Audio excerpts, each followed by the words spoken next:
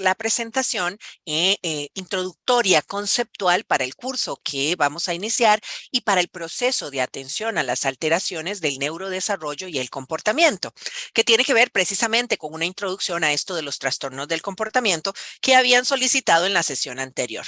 Va a estar a cargo de la presentación la doctora Rosalind Valerín, que fue quien en la sesión anterior les hizo la presentación de introducción al neurodesarrollo. La doctora es pediatra, especialista en neurodesarrollo y trabaja con nosotros en el programa. Entonces les dejo con Rosalind para esta segunda parte del proceso.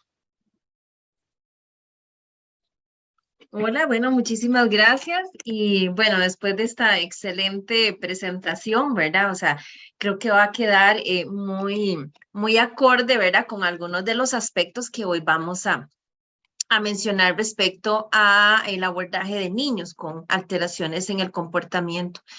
En la presentación anterior que yo les había dado sobre neurodesarrollo, también hablamos y dimos unas pinceladitas, ¿verdad? Respecto a los trastornos del comportamiento. Hoy vamos a enfocarnos un poquitito más, ¿verdad? Vamos a entrar ya en mayor detalle, pero sobre todo uno de mis intereses es enfocarnos también en la parte de intervención de estos niños.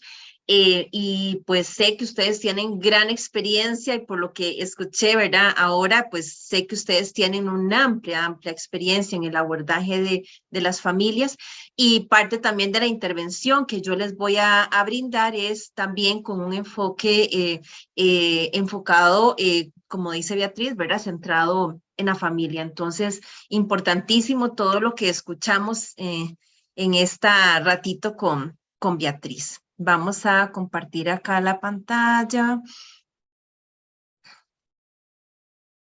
Y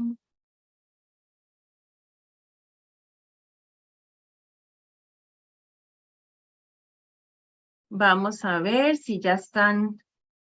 La podemos ver como presentación. Listo. Muy bien. Ok. Entonces, ok. Bueno, vamos a ver algunos de los objetivos. Como les mencionaba, vamos a revisar un poquito los trastornos del comportamiento que son como más importantes o más frecuentes en el niño, niña y adolescentes. Un poquitito sobre la evaluación de estos chicos y algunas intervenciones recomendadas. Bueno, es importante conocer un poco lo que son los trastornos del comportamiento, porque cuando vemos acá en este grafiquito, vemos que, a ver, qué impacto tienen las condiciones mentales a nivel global, ¿verdad? Tanto de niños como de adultos. Vemos que alrededor se reportan 450 millones de personas que presentan trastornos mentales a nivel mundial. Y uno de los porcentajes acá es que 20% de niños y adolescentes van a presentar alguna alteración a nivel mental. Y algo que es relevante para todos los que trabajamos en el área de los niños, en el área de la pediatría, es que un 50% de los adultos que van a presentar una condición mental comienzan a presentar manifestaciones antes de los 14 años, ¿verdad? Entonces vean qué importante es cómo tratar nosotros de abordar estas condiciones de los niños y cómo podríamos trabajar en la prevención de que para evitar de que algunas de estas alteraciones mentales se vayan a cronificar o vayan a tener un mayor impacto, digamos, negativo durante la etapa de adolescencia y adultos. Existen diferentes formas de abordar o de clasificar los comportamientos. Acá yo les voy a mencionar un poquito lo que es una conducta disruptiva y la clasificación que nosotros utilizamos en en la parte médica o basados en el manual de psiquiatría, que es el DSM-5. Básicamente, cuando hablamos de una conducta disruptiva, ¿verdad? Es una conducta, como dice la palabra, que irrumpe, que afecta, ¿verdad? Y no solo afecta también la calidad de vida de un niño, sino que afecta todo el grupo familiar y a nivel tanto individual como colectivo. Entonces, por ejemplo, acá se menciona que es una conducta que puede afectarnos el aprendizaje del niño, que puede distorsionar esa relación del niño con otros, con el entorno, con sus amiguitos, con los docentes y con el grupo familiar, ¿verdad? Entonces, muchas veces algunos de estos comportamientos afectan, ¿verdad? De manera importante la familia, la calidad de vida de los hermanitos, la calidad de vida de esos padres. Como decía Beatriz, ¿verdad? Qué importante cuando se preguntó a estos padres que a veces no tienen ni vacaciones, ¿verdad? Y cuando llegan a nuestras consultas o a nuestras visitas, nos damos cuenta del agotamiento que a veces tienen esos padres o madres o cuidadores de los niños. 9 a 10% de los niños en población escolar van a tener algún tipo de cambio, ¿verdad? O de manifestaciones en el aspecto conductual.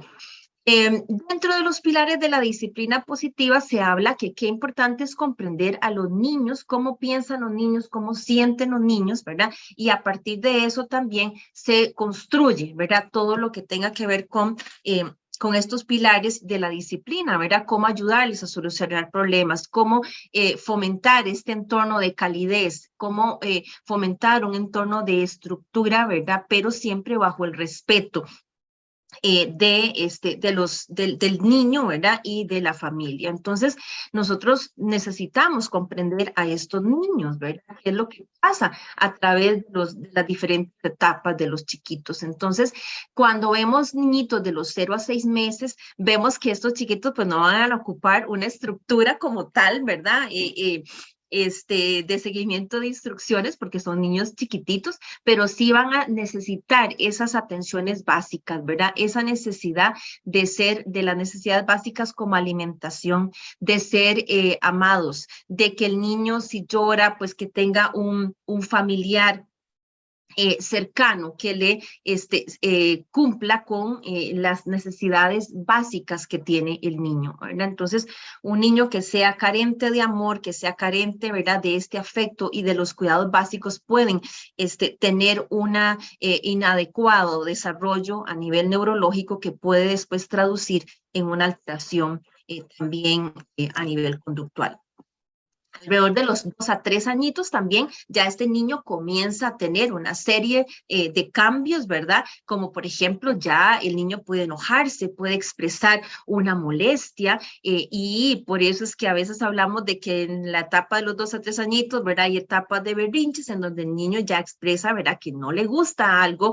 Y entonces ahí que también es fundamental, ¿verdad? Todo ese apoyo y una parentalidad adecuada, ¿verdad? Para que pues podamos sobrellevar esas etapas de los berrinches en los niñitos. También podemos comenzar a tener, o este chiquito puede comenzar a tener situaciones como por ejemplo los terrores nocturnos, ya ¿verdad? Esa parte de la dificultad en establecer las diferencias entre una realidad y una fantasía, ¿verdad? También nos puede conllevar a problemas del sueño que también podrían traducirse, ¿verdad? En problemas conductuales durante el día.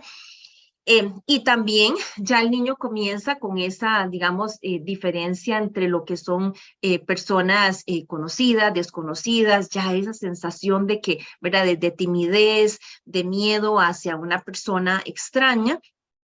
Y entonces acá también es importante cómo los padres van a abordar, digamos, esa ansiedad social, por ejemplo, en el niño, y no, por ejemplo, forzarlo a que salude a todas las personas que llegan a su casa, ¿verdad? Entonces, ahí es muy importante ese rol, digamos, de la familia. Alrededor de los 3 a 5 años, bueno, ya estos chiquitos, ¿verdad? Son niños muy exploratorios, ya estos chiquitos ya comienzan, ¿verdad?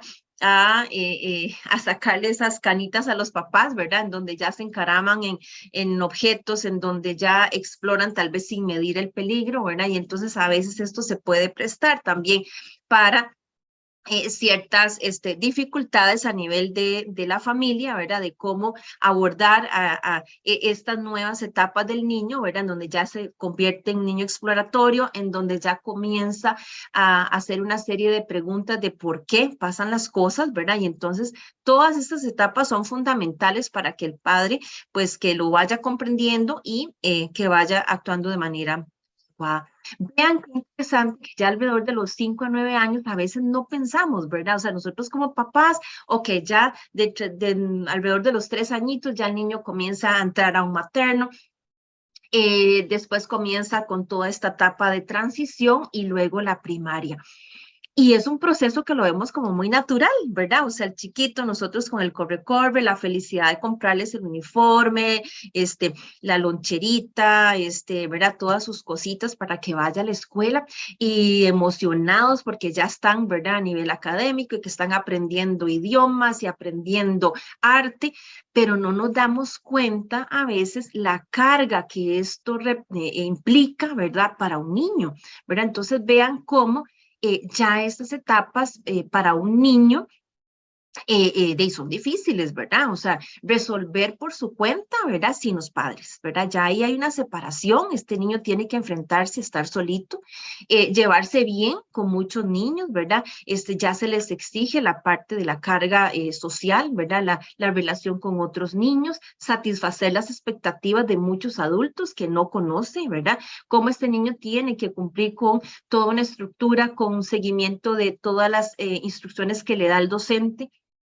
Después llegar al hogar, cumplir con las tareas, seguir nuevos horarios, rutinas, ¿verdad? Entonces, no todo niño va a responder de manera adecuada a este tipo de presión, ¿verdad? ¿De qué va a depender? Bueno, depende mucho de la parte de temperamento, ¿verdad? Que ya es algo muy propio del niño, del carácter del niño, ¿verdad?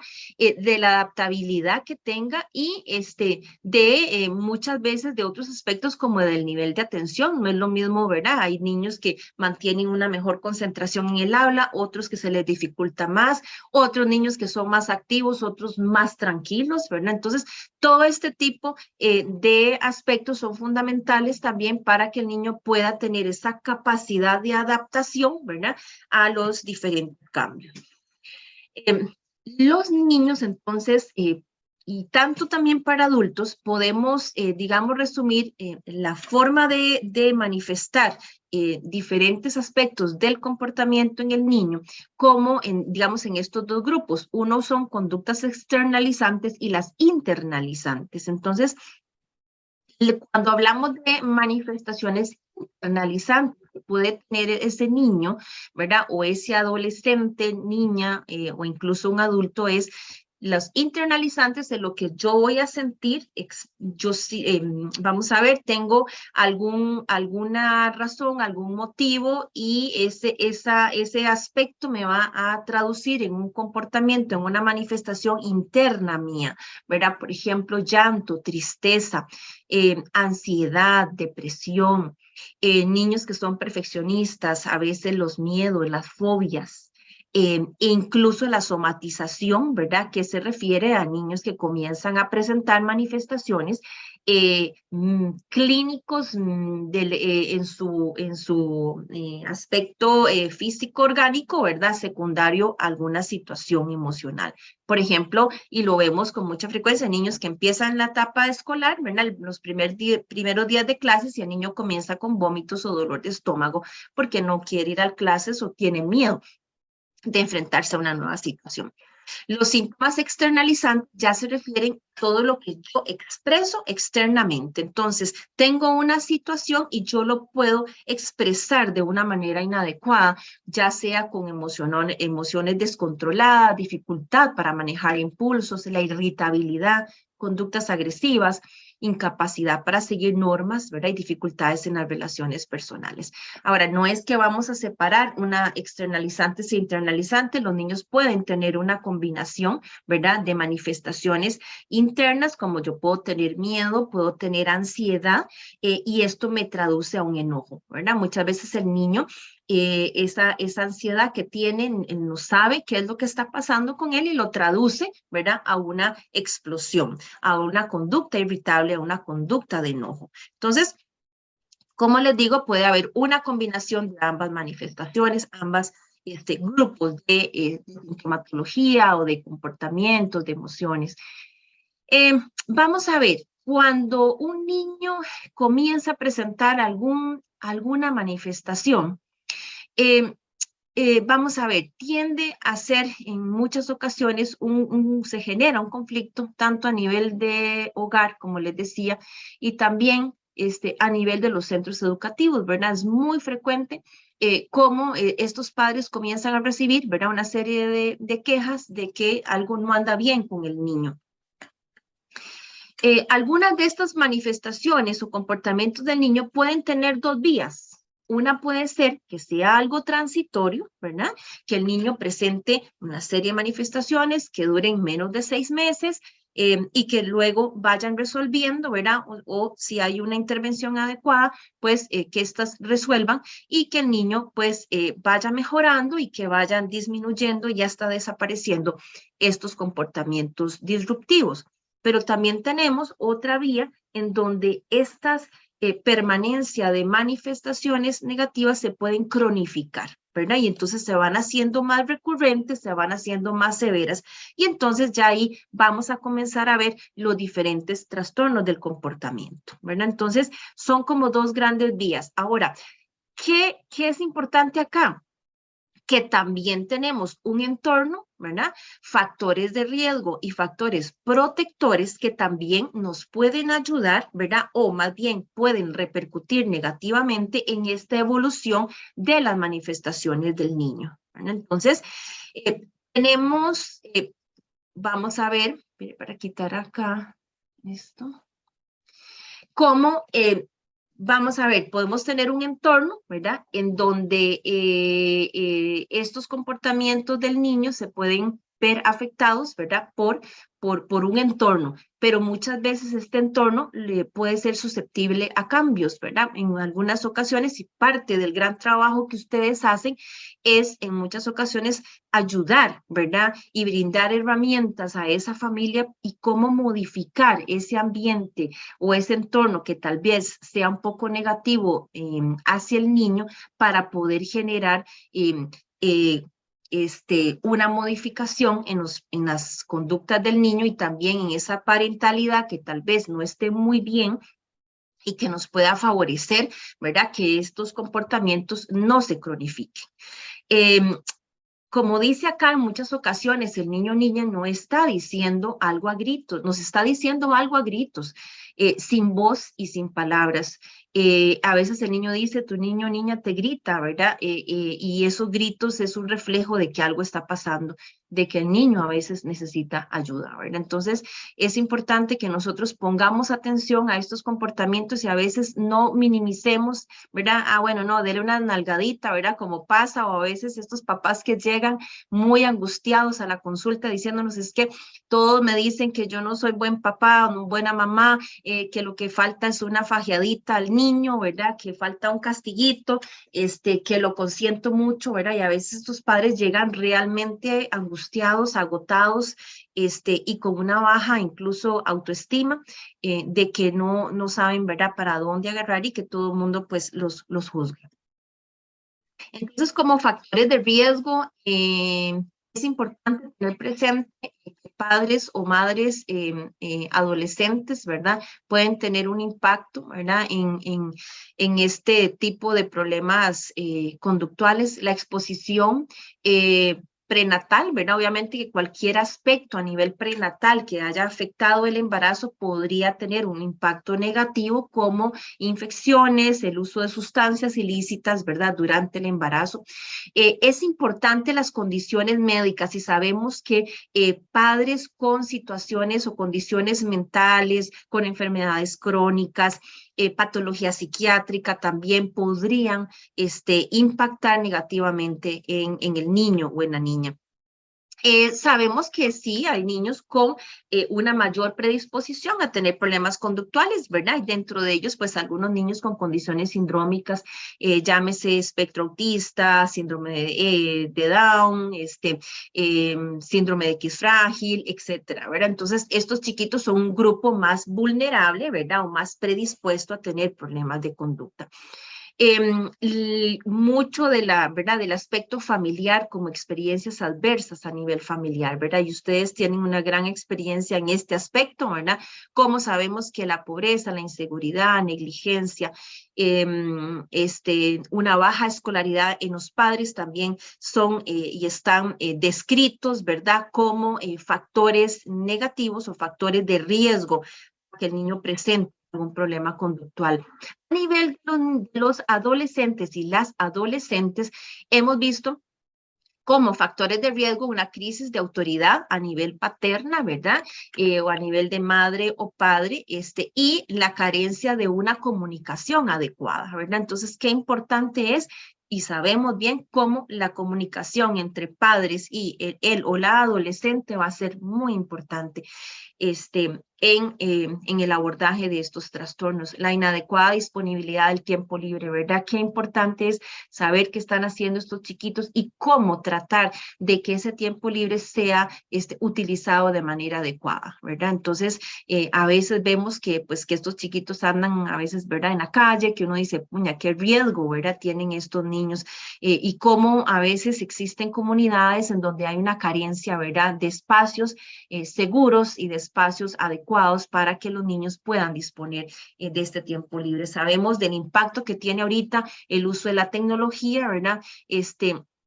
Y el abuso de la tecnología, ¿verdad? Entonces, pues también es un aspecto que tenemos que tomar en cuenta y cómo potenciar, digamos, ayudar a las familias y tratar de hacer conciencia de la importancia de el uso limitado, ¿verdad? De la tecnología. Entonces, cuando vemos todos estos problemas de comportamiento, vemos que existen factores y una combinación de ellos, ¿verdad? Entonces, ¿cómo vemos que existen factores neurobiológicos, ¿verdad? En donde también ya este niño viene con una predisposición, ya sea, por ejemplo, a nivel genético, en donde hay familias que tienen historia de, por ejemplo, patología psiquiátrica como esquizofrenia, enfermedad bipolar, depresión, que también puede, ¿verdad? Impactar al niño desde el punto de vista genético y es un factor que yo no puedo modificar, ¿verdad?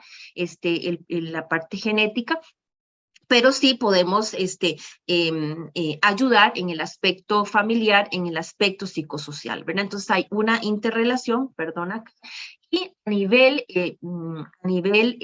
médico biológico, sí, hay mucho estudio de investigación, ¿verdad? Y sabemos y conocemos sobre el impacto de los neurotransmisores, ¿verdad?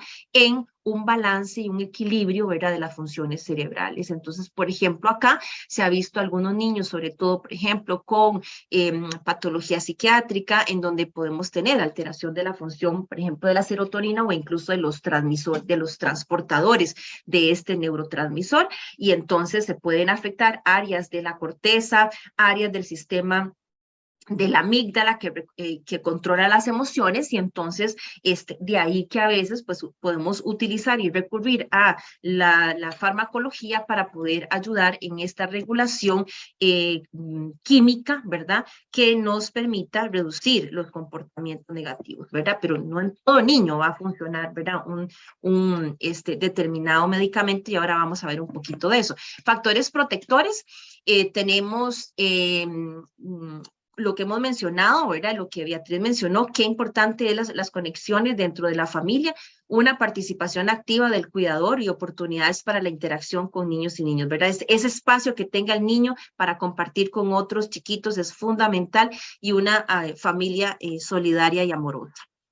Bueno, vamos a ver, cuando nosotros tenemos una detección, algo está pasando en ese niño, qué importante es una intervención temprana, un diagnóstico temprano, pero no solamente es de un diagnóstico como tal, no es ponerle un nombre, es detectar la sintomatología, es detectar aquello que está afectando al niño, que aunque no tengamos el apellido de que, o sea, no sabemos si es un déficit atencional, no sabemos si es un trastorno conductual, pero sí por lo menos comenzar a actuar de manera preventiva. Y la importancia del rol de los programas, ¿verdad? Qué importantes son los programas en donde se refuercen tanto los aspectos de parentalidad positiva como algunos, y ahorita vamos a ver un estudio de investigación que se hizo sobre cómo fortalecer las habilidades del niño en autorregulación y autocontrol. ¿Por qué es importante los primeros años de vida? Porque nosotros podemos generar un cambio y tomando en cuenta la plasticidad cerebral, ¿verdad? De cómo nosotros podemos moldear, ¿verdad? Ese comportamiento del niño tomando en cuenta los primeros años de vida. Ya cuando un niño llega a la adolescencia, pues va a ser incluso es más complejo y más difícil de ir modificando los comportamientos. Entonces, muy importante detectar de manera temprana. Cada niño y niña debería tener, ¿verdad? En su vida un adulto, ¿verdad?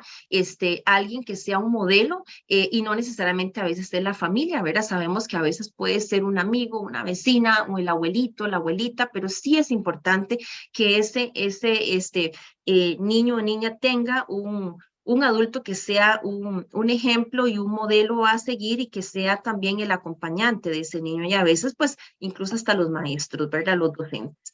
Vamos a ver un poquito de los trastornos específicamente, ¿verdad? Y eso se los había mencionado en la presentación anterior, pero vamos a ver algunos otros detallitos. Por ejemplo, uno de los más frecuentes es el déficit atencional. ¿Verdad? Sabemos que estos niños pueden tener conductas hiperactivas, conductas de inatención, pero vea que estos chiquitos pueden tener a largo plazo problemas de aprendizaje, mayor incidencia de lesiones y accidentes de tránsito, embarazos en adolescentes y conductas delictivas, ¿verdad? Entonces, y pueden afectar definitivamente la calidad de vida de las familias, ¿verdad? Esto se los había presentado también anteriormente, donde pues para que recuerden que tenemos las manifestaciones de atención, por todo lo que tenga que ver con los problemas de organización, de ejecución, el niño disperso, el niño distraído y la parte de hiperactividad, ¿verdad? Entonces, podemos tener niños que combinan, ¿verdad? Hay tres grupos que son el déficit atencional hiperactivo impulsivo, el déficit atencional inatento y el combinado. ¿Verdad? Generalmente este chiquito es más hiperactivo, más impulsivo, es el que molesta a los compañeritos, ¿verdad? El que está tocando, que se pone de pie, el inatento es el más distraído, como dicen, el que no mata ni una mosca en clase, ¿verdad? Pero está totalmente disperso. Y el combinado ¿verdad? Que tiene ambos tipos de comportamientos y pues estos sí podrían continuar con sus manifestaciones durante la adolescencia, más o menos un 90% de estos chiquitos podrían continuar con manifestaciones en esta etapa de adolescencia y un 15% en la edad adulta, ¿verdad? Cada etapa del niño con déficit atencional va a tener diferentes formas digamos, de afectación, ¿verdad? Desde la parte académica, por ejemplo, a nivel escolar, baja autoestima, como si este niño continúa con sus manifestaciones durante la adolescencia, ya podríamos tener ya más compromiso a nivel social, ¿verdad? Y de problemas delictivos, ¿verdad? Y en edad adulta, pues podríamos también tener relaciones interpersonales inadecuadas, abuso de sustancias y accidentes. Por dicha que muchos de estos chiquitos con déficit atencional resuelven, ¿verdad? Resuelven con apoyo, ¿verdad? Y en algunas ocasiones con el uso de fármacos también, ¿verdad? Que es un aspecto también importante. Pero sí es fundamental para nosotros conocer esta evolución, ¿verdad? Justamente como para comenzar a abordar de manera temprana a estos niños. El otro grupo de trastornos de comportamiento es el trastorno explosivo intermitente que fue cambiando a través de la historia, ¿verdad? En los manuales de psiquiatría pasó de ser una condición llamada personalidad pasiva-agresiva a ya alrededor del año 94 pasar, ¿verdad? A ser un trastorno de explosivo intermitente con criterios definidos. Y básicamente estos, ¿verdad? Tienen un componente compulsivo, ¿verdad? El explosivo intermitente es ese chiquito, ¿verdad? Que explota súbitamente por una causa que no es tan importante, ¿verdad? Entonces yo siempre les decía, bueno, este chiquito que tal vez alguien le hizo una zancadilla, alguien le botó los cuadernos, alguien le rompió un juguetito y el niño explota de manera bastante severa y que uno dice, no, no era para tanto, ¿verdad? Este chiquito lo que media es un componente compulsivo compulsivo y no hay premeditación, ¿verdad? Entonces, nada más recordar que esos chiquitos no es que están premeditando o que dicen en su mentecita, ¿verdad? Voy a hacer tal cosa, voy a golpear a mi compañero, no. Generalmente lo hacen de manera compulsiva y pueden tener episodios, periodos en donde el chiquito está tranquilo y es más frecuente en hombres, ¿verdad? Son chiquitos que con frecuencia se habla de que pues, pasan muy enojadillos, son como delicaditos, ¿verdad? Que la familia dice, los toco y, ¿verdad? Ya gritan. Entonces, y tienen, se ha visto que tienen un mecanismo de defensa inmaduro, ¿verdad? En donde entonces el niño no sabe cómo responder a una situación de enojo, ¿verdad? Una situación de frustración. El trastorno negativista desafiante, ¿verdad? También es un niño que con frecuencia se enoja, que es irritable específicamente hacia figuras de autoridad, ¿verdad? También tenemos un componente emocional, un componente de frustración, y vean cómo también antes de los 5 años ya podemos tener manifestaciones, ¿verdad? De enojo, de irritabilidad y sobre todo de estar llevando, digamos, la contraria, ¿verdad? A, sobre todo, figuras, como les digo, adultos, docentes, padres, y no hay premeditación. Vean que en el trastorno opositor desafiante o negativista desafiante, podríamos tener algunas manifestaciones antes de los 3 años, que sí es un factor, digamos, como predictivo de que este niño va a continuar con un trastorno opositor desafiante, ¿verdad? Entonces, entre más pequeñito manifiesten las síntomas, pues es, digamos, como de peor pronóstico para que el niño continúe, ¿verdad? Entonces, vean cómo de ahí la importancia de actuar de manera temprana. Estos chiquitos sí podrían tener una persistencia de manifestaciones en edad adulta, ¿verdad? Y se habla de que promedio podrían durar incluso hasta los 12 a 20 años, algunos resuelven en esta etapa de la vida, ¿verdad?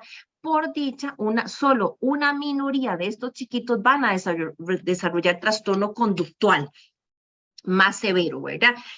Sí se ha visto que estos niños con trastorno opositor desafiante, digamos, en estudios longitudinales, se ha visto que podrían asociar en edad adulta trastornos como bipolaridad, depresión, ansiedad, asociado también a problemas, ¿verdad? A nivel familiar, divorcios, una vida estresante, ¿verdad? Entonces, también pues podrían llevar a ese tipo de condiciones. Y el último que vamos a ver es el trastorno conductual, ¿verdad? Es un trastorno que sabemos que es más complejo, es más difícil y pues es preocupante, ¿verdad? Con todo lo que estamos viendo a nivel de los centros educativos, ¿verdad? Estas situaciones de acoso laboral, de acoso, digamos, a nivel escolar, de agresividad, ¿verdad? Es bastante preocupante.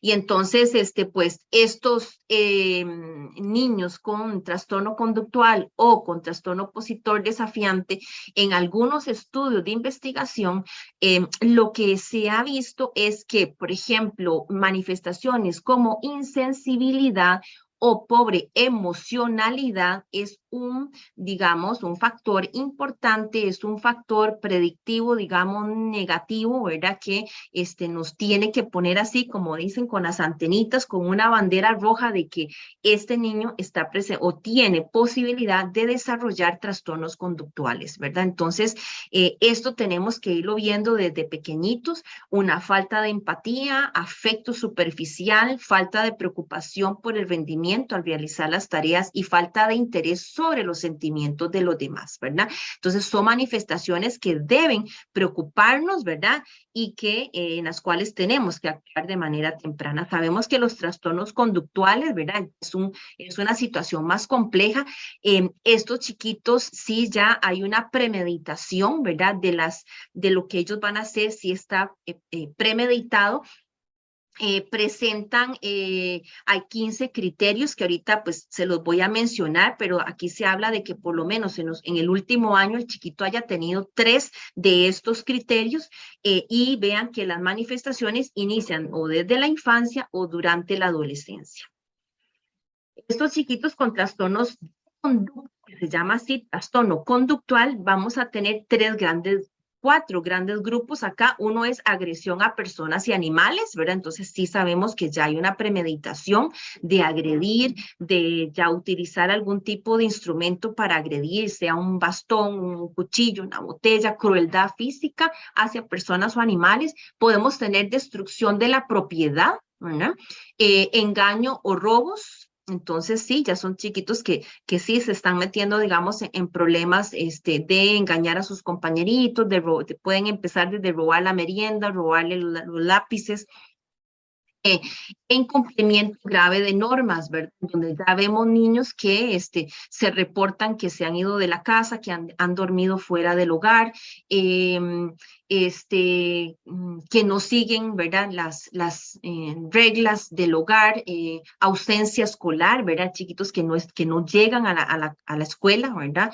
Que se quedan en otro lado. Entonces son algunas de las manifestaciones de esta condición que preocupa tanto, ¿verdad? Muy bien, entonces, en cuanto a la evaluación, pues ustedes también tienen mucha experiencia en lo que es la historia familiar y la historia del niño o la niña, ¿verdad? Es importantísimo todo lo que son los factores perinatales, prenatales, ¿verdad? Y sobre todo esa situación social, ¿verdad? Familiar. Fundamental en esto. Reporte de los docentes. Sabemos que muchas veces los docentes son de los primeros que van a externar una situación, ¿verdad? Manifestaciones que están presentando los niños. Podemos utilizar algunas de las herramientas, y esto se los había también mencionado anteriormente, escalas como por ejemplo la SNAP, que es para déficit atencional, el Conners. Existen escalas para medición de comportamientos insensibles, también existen escalas para el trastorno explosivo intermitente. Entonces son herramientas que podrían también ayudarnos un poquito a orientar. La observación directa del niño o de la niña, pues es muy importante, ¿verdad? Pues en algunos casos necesitarán evaluaciones del neurodesarrollo, ¿verdad? Porque puede hacer que también haya niños, por ejemplo, con una discapacidad cognitiva y que esto también los conlleve a trastornos del comportamiento, ver cómo están las otras áreas del desarrollo. Por ejemplo, niños con trastorno del lenguaje, en algunos casos observamos trastornos del comportamiento, ¿verdad? Al tener una dificultad en su expresividad verbal. Entonces son aspectos que son importantes de evaluar.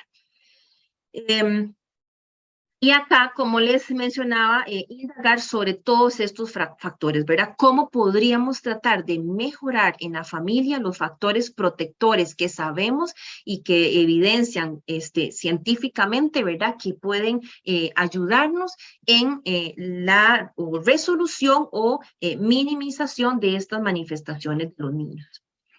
Como profesionales, nosotros sabemos, ¿verdad?, de la importancia entonces de cómo, o sea, qué podemos hacer, ¿verdad?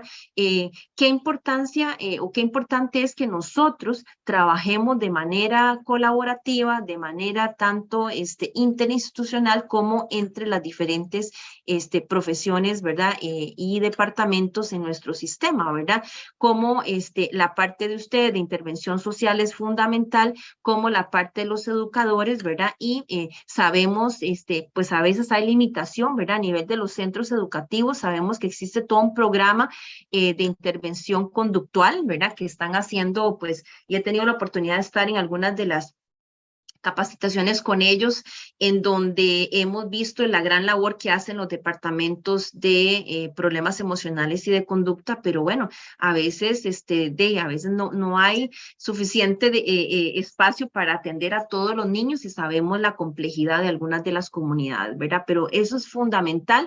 El abordaje farmacológico, vamos a ver que en algunos casos es importante, ¿verdad? Y entonces, pues, pues el abordaje del PANI en algunos casos, ¿verdad? Donde ustedes pues tienen participación y tendrán que referir, ¿verdad? Aquellos casos en donde se sospeche pues ya abuso físico, emocional, ¿verdad? O por negligencia de estos chiquitos.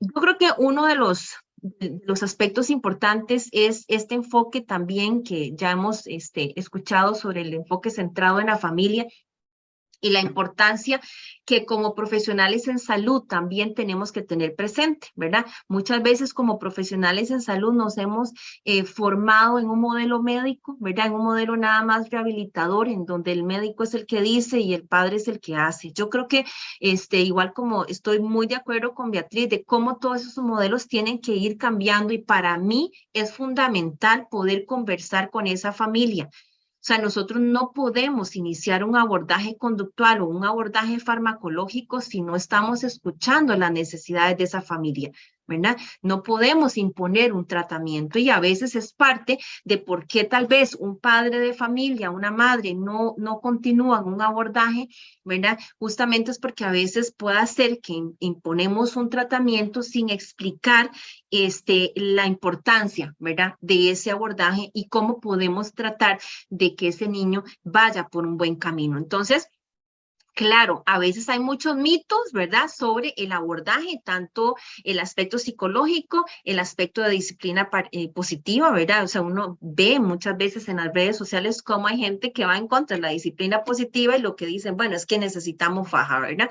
Entonces, ¿cómo ir enfrentando estas situaciones y ese apoyo a nivel familiar? A veces podemos tener medios de comunicación, a veces incluso hemos tenido a veces docentes que le dicen, no le dé el medicamento porque eso lo va a matar, ¿verdad? O hay familiares y amigos que también informan de una manera inadecuada a los padres. Entonces, yo creo que es fundamental hablar y conversar con los padres de familia, las madres o los cuidadores de este niño sobre los beneficios y efectos secundarios, ya sea de un abordaje farmacológico y no farmacológico. Los dos grandes grupos de intervención van a ser en estas dos líneas, uno farmacológico, uno no farmacológico, a veces se combinan ambos, ¿verdad? Pero sí es fundamental que el padre y la madre sepan, ¿verdad? Para dónde vamos, hacia dónde vamos, los beneficios, ¿verdad? Pero también es muy importante conversar con los niños, ¿verdad? A veces nosotros damos un medicamento, conversamos con los padres y no se les informa a los niños qué es lo que vamos a realizar. Entonces yo creo que muchas veces esa adherencia del adolescente, ¿verdad? Va a ser, depende también de qué sabe el adolescente, ¿verdad? Y no solamente imponerle a un niño o a un adolescente su medicamento, ¿verdad? Entonces, y también escuchar, porque sí, es cierto, a veces tienen efectos secundarios y a veces el chiquito se siente mal con el medicamento y nosotros queremos seguir dando ese tratamiento. Entonces, tenemos que escucharlo. En estudios de investigación se habla, como les digo, ¿verdad? Entonces, de dos abordajes, el farmacológico y el no farmacológico. Dentro de los tratamientos que nosotros utilizamos, y esto basado en evidencia, estos cuadros son de un estudio amplio, una revisión sistémica de qué abordajes han sido útiles y que no son tan útiles, ¿verdad? A nivel global, ¿verdad? Entonces, seguimos viendo que existen algunos medicamentos como la atomoxetina o la estratera que existe en la caja costarricense, nada más que para casos algunos limitados. La ritalina, por ejemplo, siguen teniendo un impacto en algunos de de las manifestaciones clínicas, ¿verdad? De los niños en cuanto, y esto reportado por padres y reportados por docentes, que tienen un impacto positivo con pocos efectos secundarios, ¿verdad? Actúan directamente a nivel del sistema nervioso central y permiten la organización a nivel cerebral, ¿verdad? Y la, digamos, reorganización de los neurotransmisores. Tenemos, y vean qué importante lo que es las entrenamientos o lo que se llaman abordajes de parentalidad, de comportamiento, tienen un efecto positivo, ¿verdad? En lo que son las herramientas o esa capacidad de los padres, ¿verdad? De brindar una parentalidad positiva. Esto está muy bien estudiado, ¿verdad? Con un efecto positivo, ¿verdad? Tanto en esa capacidad de los padres y efecto positivo sobre las manifestaciones de los niños. Se ve un poquito menos efecto en los niños, es más a nivel de padres de familia, ¿verdad? Y ahorita vamos a ver un poquito esa parte del aspecto de abordaje a nivel de los niños. Por ejemplo, acá intervenciones, estos son otros estudios en donde se hicieron abordajes en los niños preescolares y vean que sí tiene realmente un impacto positivo, ¿verdad? En reducir la parentalidad negativa. Y ya propiamente a nivel de los niños tenemos entrenamientos, lo que se llama entrenamiento cognitivo, ¿verdad? Entonces aquí sí es importante abordar las habilidades prácticas de los niños. O sea, se ha visto, por ejemplo, el uso digamos, de formación hacia los niños, de cómo ayudarles con la parte de intervención en cuanto a habilidades de la vida diaria, en cuanto a las capacidades para resolver problemas, ¿verdad? En cómo ayudarles a controlar los impulsos. Si nosotros hacemos una combinación de apoyo individual a nivel de los niños, junto con el apoyo de la parentalidad positiva, tiene un efecto mucho mayor en el resultado positivo, ¿verdad? Entonces, digamos que como conclusión de estos estudios es de que, por ejemplo, el abordaje farmacológico es importante, el abordaje de la familia es fundamental, pero no nos podemos quedar atrás en solo hacer programas para padres. Tenemos que también brindarle las herramientas individuales a los niños, ¿verdad? Para mejorar autoestima, para mejorar la respuesta del niño y el control de impulsos, ¿verdad? Entonces, fundamental. Y hay otros, en esta misma revisión, se mencionan porque también hemos escuchado que a veces se utilizan dietas restrictivas, dietas con ácidos grasos, poliinsaturados, estas dietas en donde quitamos los colorantes, ¿verdad? Donde decimos, bueno, no le vamos a dar cosas rojas, ni confites, ni nada de esto, porque esto puede generar mayor hiperactividad. No han habido como estudios realmente, o ellos por lo menos no encontraron estudios que, digamos, que apoyaran esta práctica. Un poquito en cuanto a ácidos grasos, porque pues tiene que ver con, son el omega 3, ¿verdad? Que tiene pues cierto efecto positivo a nivel cerebral, pero no son prácticas que están realmente como avaladas para que uno diga, ah, esto es como la panacea, ¿verdad? O sea, siempre sigue siendo lo que es abordaje de padres y abordaje padres-madres y el abordaje del niño. En otros países se utiliza el neurofeedback o retroalimentación. Estos son como una especie de computadoras. Yo tuve la oportunidad de ver este tipo de tratamiento en el centro médico de Cleveland con psiquiatría, pero realmente, según la literatura, se requieren todavía mucho más estudios para realmente apoyar este tratamiento. Entonces, como puntos claves de este gran estudio, dice que es importante monitorear el diagnóstico de estos chiquitos porque más del 50% de niños con déficit atencional pueden desarrollar una comorbilidad, ¿verdad? Entonces, hay que, o sea, no quedarnos solo en un diagnóstico, dar seguimiento a estos niños para ver en el camino si van presentando algunas otras manifestaciones que tengamos que abordar. Que hay una herencia de un 80%, eso es importante, y vean que la identificación e intervención tempranas reducen el riesgo de trastorno de conducta en niños con déficit atencional, ¿verdad? Entonces, es fundamental la intervención temprana, que de primera línea, o sea, la combinación de tratamiento farmacológico junto con el abordaje conductual va a ser más beneficioso que si solo doy tratamiento médico o tratamiento psicológico, ¿verdad?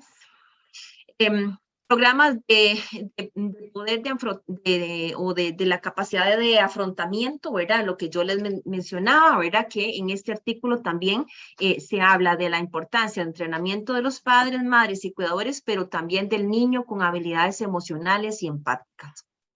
Y un enfoque muy importante, ya casi para terminar, es este enfoque, ¿verdad?, de intervenciones en donde ellos concluyen de que, nuevamente, tenemos que trabajar a nivel familiar, ¿verdad?, aumentar la atención positiva de los padres y madres, favorecer que estos padres pues logren, ¿verdad?, estas instrucciones efectivas, establecer una buena comunicación, ¿verdad?, entre padres y niños, enfocarnos en aspectos positivos, en los estilos de vida saludables y reducir el estrés del hogar, ¿verdad?